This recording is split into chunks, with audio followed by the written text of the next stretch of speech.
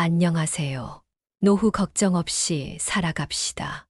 당신은 지금 누구도 가르쳐 주지 않았던 은퇴 이후의 삶에 대해 처음으로 제대로 마주하게 될지도 모릅니다. 하루하루를 바쁘게 살아오며 일과 가족, 사회 속에서 쉼 없이 달려온 당신. 그런데 어느 날 문득 멈춰서 보니 은퇴 이후의 시간이 지금까지 살아온 시간보다 더 길게 남아있음을 깨닫게 됩니다. 문제는 그 누구도 이 낯선 세상에서 어떻게 살아야 하는지를 알려주지 않는다는 것이죠. 학교에서도, 직장에서도, 심지어 가까운 이들조차도 말해주지 않았던 이야기. 은퇴 이후에 마주하게 될 진짜 삶은 막연한 두려움이 아닌 분명한 준비가 필요한 또 다른 시작입니다. 지금부터 그 이야기를 시작하려 합니다. 너무 늦었다고 생각하는 바로 지금, 우리는 함께 나아갈 수 있습니다. 우리는 지금 인류 역사상 처음으로 은퇴 이후의 시간이 은퇴 이전보다 더 길어지는 전환점에 살고 있습니다. 불과 한 세대 전만 해도 은퇴 후 몇 년 안에 생을 마감하는 것이 일반적이었기에 당시에는 노후보다 사후 세계에 대한 관심이 더 컸을지도 모릅니다. 하지만 의료기술과 삶의 질이 향상되면서 이제는 은퇴 후 수십 년을 더 살아야 하는 시대가 되었고 그에 따른 준비와 고민은 누구도 대신해 주지 않습니다. 학교도 직장도 은퇴 이후의 삶에 대해 제대로 알려주지 않는 이 현실 속에서 많은 이들이 늦었다고 느끼는 시점에 비로소 노후에 대해 고민하게 됩니다. 이번 강연은 바로 그런 분들을 위해 기획된 것으로 너무 늦었다고 느껴질 때 시작하는 노후 준비라는 주제를 통해 은퇴 이후의 삶을 어떻게 설계할 수 있을지 함께 고민하고자 합니다. 실제로 강연자인 은퇴 전문가 시민 박사는 역시 이 주제를 처음 접했을 때 막막함을 느꼈다고 말합니다. 특히 가진 자산이 많지 않은 이들이 이제 와서 어떻게 준비할 수 있느냐는 질문을 던질 때 가장 답하기 어려웠다고도 합니다. 하지만 그 질문에는 현실적인 공감이 담겨 있고 또 해답이 전혀 없는 것은 아닙니다. 우리나라는 이제 명실상부한 선진국 반열에 올라섰고 1인당 소득도 3만 6천 달러를 넘어 일본보다 앞서고 있습니다. 이 정도 경제력을 갖춘 나라에서라면 국가의 복지, 체계가 국민 모두를 극단적인 빈곤으로 몰아넣지는 않을 것입니다. 그럼에도 일본의 사례에서 보듯 과거 우리보다 먼저 고령사회에 진입한 일본조차도 노후 파산이라는 현실을 마주하고 있으며 그 원인 중 하나는 공적연금의 사각지대에 놓인 사람들의 증가입니다. 우리 역시 국민연금에 전 국민이 가입한다고 생각하기 쉽지만 실제로는 지역가입자나 직장 밖에서 일하는 사람들 중 연금 수령 조건을 채우지 못하는 이들이 적지 않습니다. 이들은 나이가 들어도 안정적인 소득이 없어 최소한의 생활비조차 마련하지 못하는 위기에 처할 수 있습니다. 이런 현실을 바탕으로 지금 우리가 해야 할 일은 늦었다고 포기하기보다는 가능한 준비를 차근차근 시작하는 것입니다. 이제 노후 준비의 구체적인 방법에 대해 살펴보겠습니다. 일본의 노후 파산 사례에서 찾을 수 있는 두 번째 위험 요소는 중대 질병에 걸린 경우입니다. 큰 병에 걸리게 되면 생활비의 상당 부분이 치료비로 들어가게 되고 일도 할 수 없게 됩니다. 이는 마치 농구에서 공을 몰고 가다 상대방에게 빼앗겨 속공을 당하는 것과 같습니다. 소득은 없어지고 지출만 늘어나기 때문이죠. 그래서 중대 질병을 예방하는 것이 노후 준비의 중요한 부분입니다. 세 번째 위험 요소는 주거 안정성입니다. 집이 없는 사람들은 노후에 받는 소득의 3040%를 임대료로 지출해야 하며 주거 자체가 불안정해집니다. 마지막으로 우리나라에서 특히 주의해야 할 점은 평생 모은 자산을 자녀에게 양도해버리는 경우입니다. 이런 사람은 순식간에 노후 빈곤에 빠질 수 있습니다.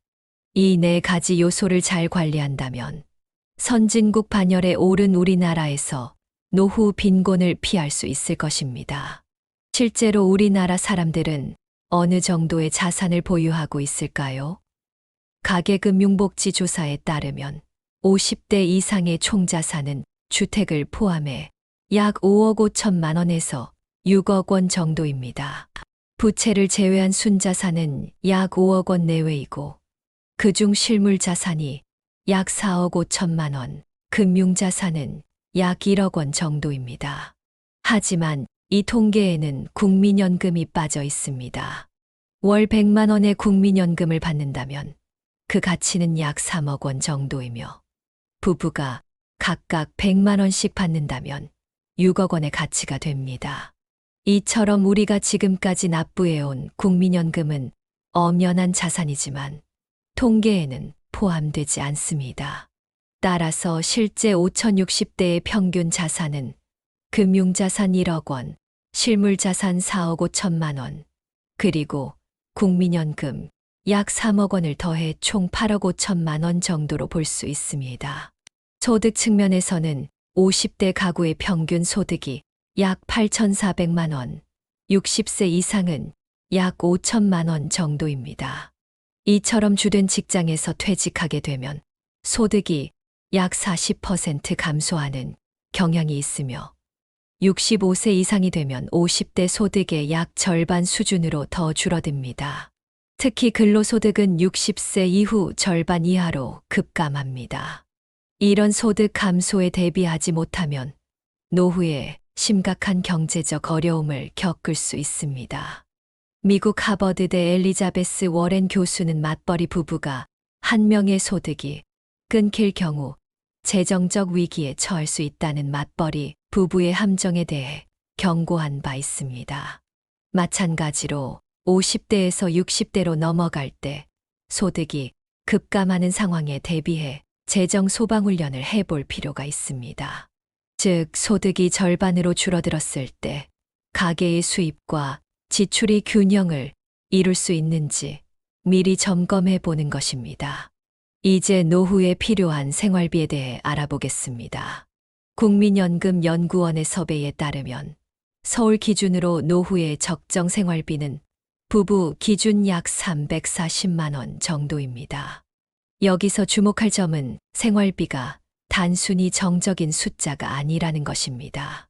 지난 14년간 노후 생활비는 연평균 약 4%씩 증가했습니다.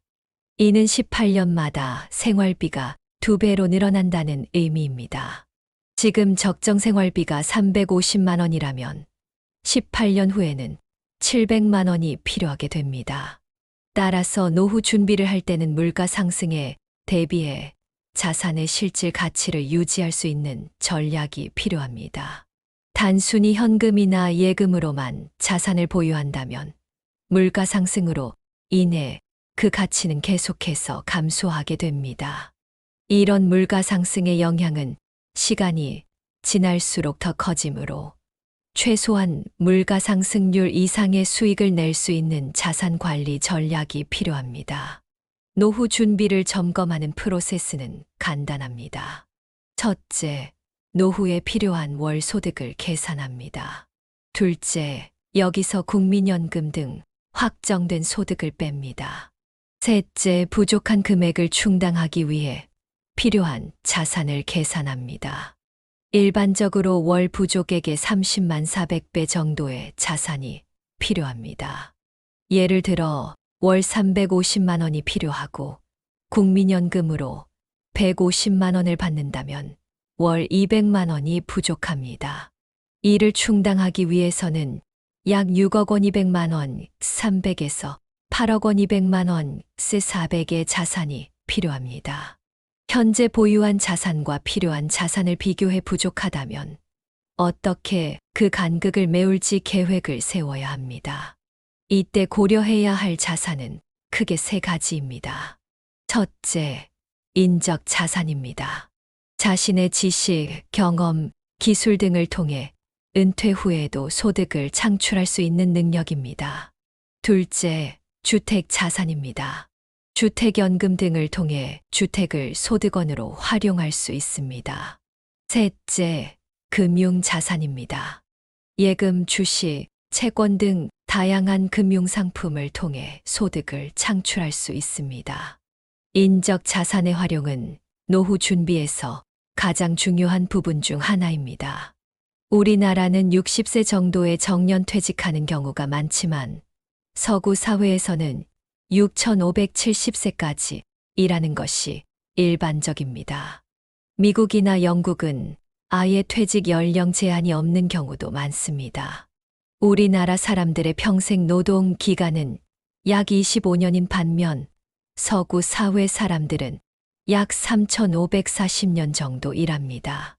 이러한 차이는 노후 준비에 큰 영향을 미칩니다. 우리나라에서는 60세 이후의 재취업이 필수적인 상황이 되었습니다.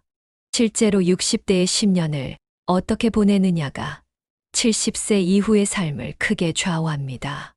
예를 들어 60세에 5억 원의 금융자산을 가지고 은퇴한 두 사람이 있다고 가정해 봅시다. A는 매년 4천만 원의 근로소득을 올리며 자산을 인출하지 않고 운용했고, C는 근로소득 없이 매년 4천만 원씩 자산에서 인출했습니다. 10년 후인 70세가 되었을 때 A의 자산은 7억 4천만 원으로 늘어난 반면 C의 자산은 2억 원으로 줄어들었습니다.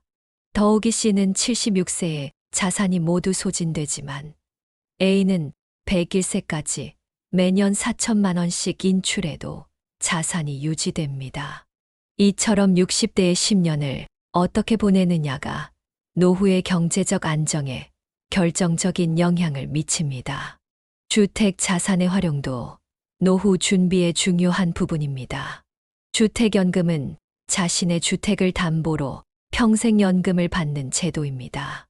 일반 주택담보대출은 목돈을 대출받아 푼돈으로 갚는 반면 주택연금은 푼돈월 연금을 계속 받다가 사망 후 주택으로 한꺼번에 갚는 방식입니다. 최근 주택연금의 가입 조건이 확대되어 공시가 12억 원시가 약 17억 원 이하의 주택을 보유한 사람이라면 가입할 수 있게 되었습니다. 두 채의 주택을 보유한 경우에도 합산 가격이 기준 이하라면 가입이 가능하며, 이 경우 한 채는 주택연금으로 활용하고 다른 한 채는 임대소득으로 활용할 수 있습니다. 주택연금의 또 다른 장점은 주택 자산을 국채와 같은 안전자산으로 전환하는 효과가 있다는 것입니다. 즉, 주택 가격 변동에 따른 위험을 줄일 수 있습니다. 다만 주택연금은 대출 개념이므로 일찍 가입할수록 월 수령액이 적어집니다. 따라서 약 70세 정도까지는 다른 소득원으로 생활하고 그 이후에 주택연금을 활용하는 것이 효율적입니다. 금융자산의 관리는 노후 준비의 세 번째 축입니다. 여기서 중요한 것은 코어, 자산 핵심 자산을 어떻게 구성하느냐입니다. 코어 자산은 두 가지 조건을 충족해야 합니다. 첫째, 최소한 물가 상승률 이상의 수익을 내야 합니다. 둘째, 급격한 가치 하락의 위험이 적어야 합니다. 이 두 조건은 서로 상충되는 경향이 있어 최적의 균형점을 찾는 것이 중요합니다. 우리나라 60대 이상의 88%가 예금을 선호하는데, 예금은 단기적으로는 안정적이지만 장기적으로는 물가 상승으로 인해 실질 가치가 떨어집니다. 코어 자산은 예금, 채권과 같은 안정 자산과 주식, 부동산과 같은 성장 자산의 적절한 조합으로 구성되어야 합니다. 특히 주식이나 부동산에 투자할 때는 퀄리티가 좋은, 즉 우량한 자산을 선택하는 것이 중요합니다.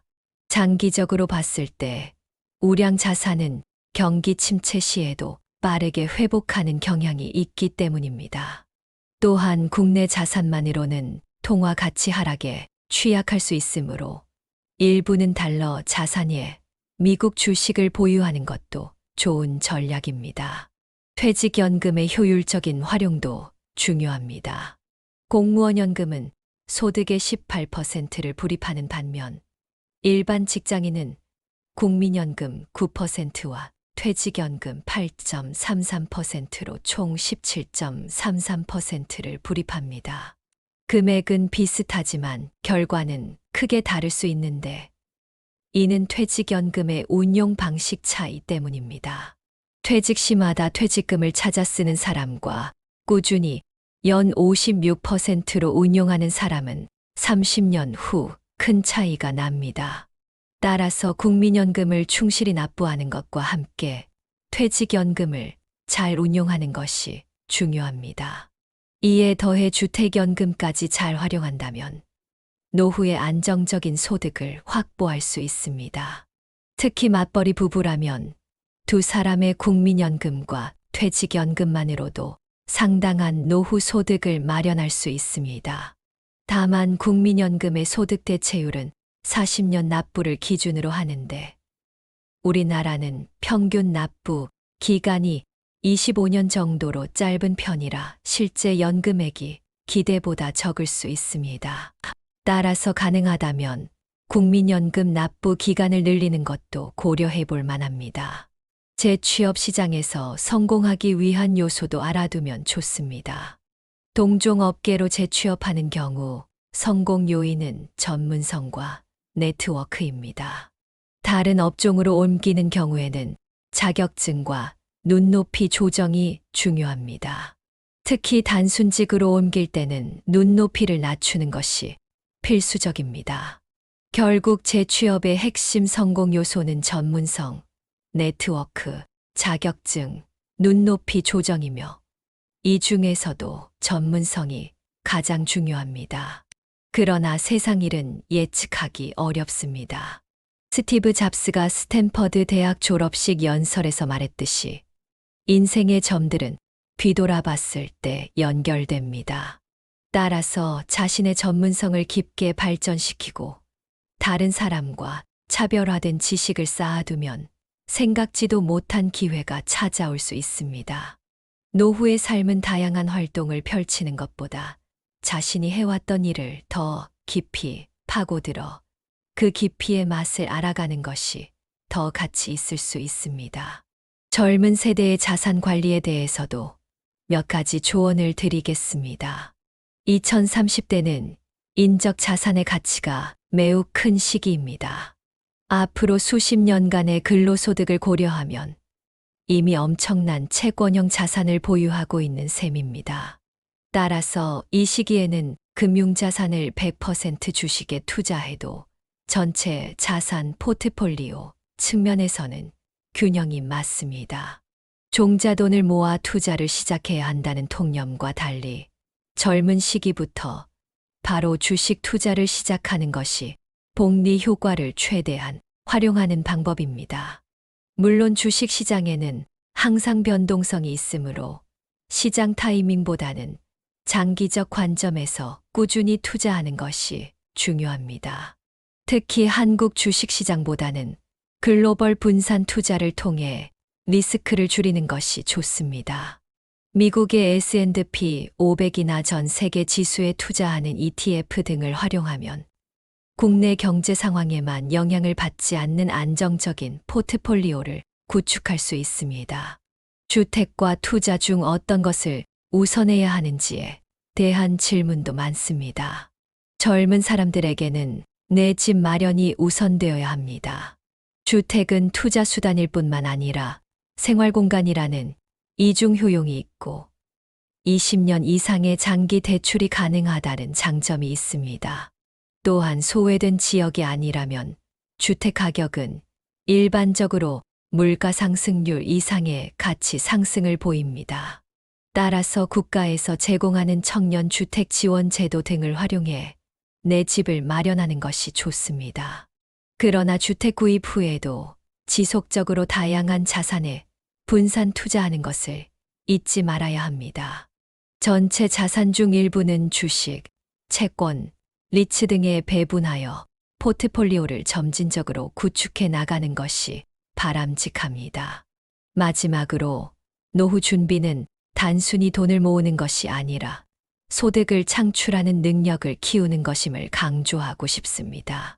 자산 축적 단계에서는 얼마를 모을지가 목표였다면 은퇴 후에는 매월 얼마의 소득을 안정적으로 창출할 수 있는지가 중요합니다. 이는 플로우 소득로 스톡 자산을 만드는 것에서 스톡으로 플로우를 만드는 패러다임의 전환을 의미합니다. 이를 위해 인적 자산, 주택 자산, 금융 자산의 세 가지 축을 균형 있게 발전시켜 나가야 합니다. 특히 60대의 10년을 어떻게 보내느냐가 70세 이후의 삶의 질을 결정하므로 이 시기에 근로소득을 유지하면서 자산을 효율적으로 운용하는 전략이 필요합니다. 노후는 마라톤과 같습니다. 단거리 달리기처럼 속도만 중요한 것이 아니라 페이스 조절과 지구력이 더 중요합니다. 지금 시작하는 것이 늦었다고 생각될 수 있지만 계획을 세우고 꾸준히 실천한다면 여전히 풍요로운 노후를 준비할 수 있습니다. 우리 모두가 은퇴 이후의 긴 여정을 건강하고 여유롭게 보낼 수 있기를 바랍니다. 노후 준비와 자산 관리에서 고려해야 할 또 다른 중요한 요소는 건강 관리입니다. 일본의 노후 파산 사례에서 두 번째로 큰 위험 요소가 중대 질병이었던 것을 기억하실 겁니다. 건강을 잃으면 의료비 지출이 급증할 뿐만 아니라 소득 창출 능력도 크게 저하됩니다. 따라서 규칙적인 운동과 건강한 식습관, 정기적인 건강검진은 노후 준비의 필수 요소입니다. 특히 만성질환 예방을 위한 생활습관 관리는 장기적인 의료비 절감 효과를 가져옵니다. 또한 적절한 민간 건강보험에 가입하여 예상치 못한 의료비 지출에 대비하는 것도 중요합니다. 건강보험은 단순히 비용을 보장받는 것을 넘어 양질의 의료 서비스를 적시에 받을 수 있는 기회를 제공합니다. 더불어 정신건강관리도 간과해서는 안 됩니다. 은퇴 후 사회적 관계의 축소와 역할 변화는 스트레스와 우울증의 원인이 될 수 있으므로 취미 활동이나 사회 참여를 통해 정신적 웰빙을 유지하는 것이 중요합니다. 다시 경제적 측면으로 돌아와 세금 효율성도 노후 준비에서 중요한 고려사항입니다. 효율적인 세금 계획은 자산을 보존하고 소득을 최대화하는 데 도움이 됩니다. 예를 들어 연금저축과 같은 세금 혜택이 있는 금융상품을 활용하면 세금 부담을 줄이면서 노후 자금을 마련할 수 있습니다. 또한 자산의 인출 순서와 방식에 따라 납부해야 할 세금이 달라질 수 있으므로 은퇴 후 어떤 자산을 먼저 활용할지에 대한 계획도 필요합니다. 일반적으로 비과세 계좌나 세금이 이미 납부된 자산부터 사용하고 세금 이연 혜택이 있는 계좌는 나중에 활용하는 것이 유리할 수 있습니다. 또한 부동산과 같은 자산의 양도나 증여, 시점도 세금 측면에서 신중하게 계획해야 합니다. 세법은 자주 변경되므로 정기적으로 세무 전문가의 조언을 구하는 것도 좋은 방법입니다. 노후에는 소득이 제한적인 경우가 많아 세금 관리의 중요성이 더욱 커집니다. 노후 준비를 위한 또 다른 중요한 전략은 여러 세대에 걸친 재무 계획입니다. 많은 사람들이 노후에 자녀나 손주에게 재정적 부담을 주지 않으려는 마음과 동시에 의미 있는 유산을 남기고 싶어 합니다. 이를 위해서는 장기 요양보험이나 상속 계획 같은 준비가 필요합니다. 노인성 질환으로 장기간 돌봄이 필요할 경우 이에 대비한 자금 계획이 없다면 자녀들에게 경제적, 정서적 부담이 될 수 있습니다. 또한 이른바 샌드위치 세대로 불리는 중년층은 자녀 교육비와 부모 부양, 그리고 자신의 노후까지 동시에 준비해야 하는 삼중고에 시달릴 수 있습니다. 이런 상황에서는 우선순위를 명확히 하고 가족 간 솔직한 소통을 통해 현실적인 기대치를 설정하는 것이 중요합니다. 가족 회의를 통해 서로의 재정 상황과 미래 계획에 대해 터놓고 이야기하는 것이 갈등을 예방하고 효율적인 자원 배분을 가능하게 합니다. 노후 준비는 결국 인생을 어떻게 살 것인가에 대한 더 큰 질문과 연결됩니다. 물질적 준비 못지않게 중요한 것은 은퇴 이후의 삶에 대한 비전과 목표를 갖는 것입니다. 많은 연구에 따르면 은퇴 후 목적의식을 가지고 사는 사람들이 더 건강하고 행복한 노후를 보내는 경향이 있습니다. 은퇴는 직장 생활의 끝이 아닌 새로운 시작으로 볼 수 있습니다.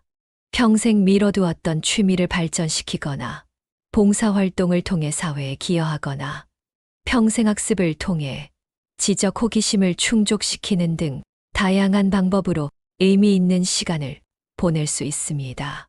또한 가족 및 친구와의 관계를 강화하고 새로운 사회적 네트워크를 형성하는 것도 중요합니다. 사회적 고립은 노년기 삶의 질을 크게 저하시키는 요인 중 하나이므로 지역사회 활동이나 동호회 참여 등을 통해 사회적 연결을 유지하는 것이 바람직합니다. 지금까지 우리는 노후 준비에 대한 다양한 측면을 살펴보았습니다.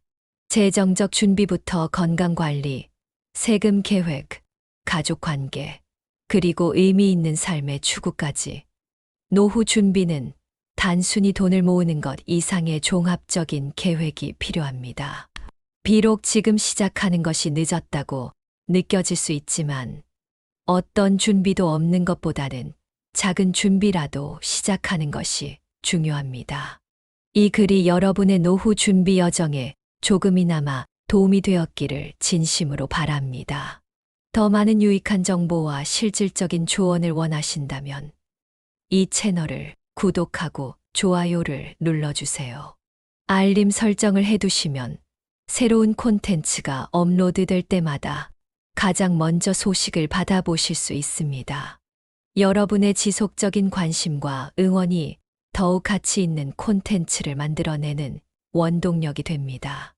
모두가 안정되고 풍요로운 노후를 맞이할 수 있기를 기원합니다. 다음 시간에 또 다른 유익한 주제로 찾아뵙겠습니다. 감사합니다.